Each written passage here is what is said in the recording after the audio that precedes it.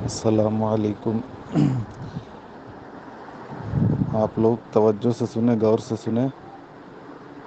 شرک کا جو معاملہ ہے، جو یہ وہابی دیوبندی ہم پر بلیم لگاتے ہیں، تو یہ ان کا ہی نقصان ہے، کیونکہ شرک کرنے سے آدمی مشرک ہو جاتا ہے، یعنی اسلام سے خارج ہو جاتا ہے۔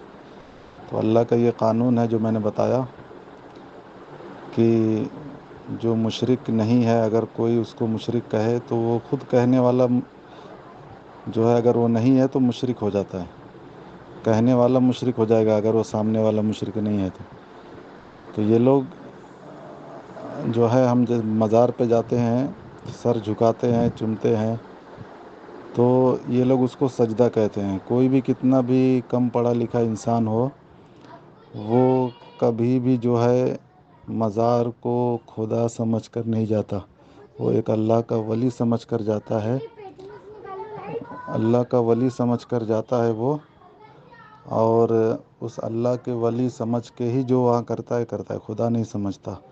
اگر خدا سمجھتا تو وہ شرک کرتا، خدا سمجھ کے سر جھکاتا تو وہ شرک ہوتا۔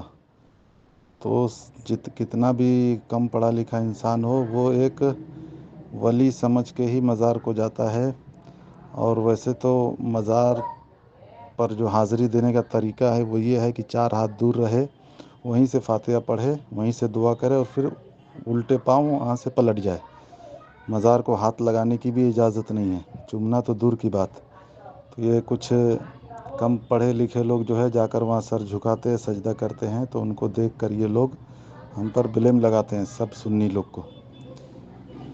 تو مثال کے طور پر اگر کسی کو ہاتھ میں کچھ پھوڑا پھنسی ہو جائے، کچھ مرض ہو جائے، پھوڑا ہو جائے، تو اس پھوڑے کو دور کرے گا، پورا ہاتھ کاٹ کے نہیں پھینکے گا۔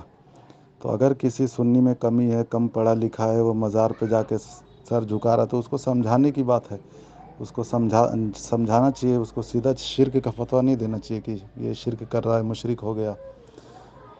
تو اس میں سمجھداری ہے، لیکن یہ لوگ سیدھا شرک کا فتویٰ دے دیتے ہیں۔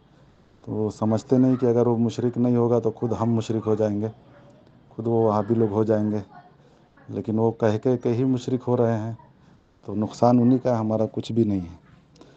تو اس بات کو سمجھے توجہ کے ساتھ کہ مزار پر جو حاضری دینے کا طریقہ ہے، یہی ہے کہ 4 ہاتھ دور کھڑے رہ کر فاتحہ پڑھ کر وہیں سے واپس ہو جائے۔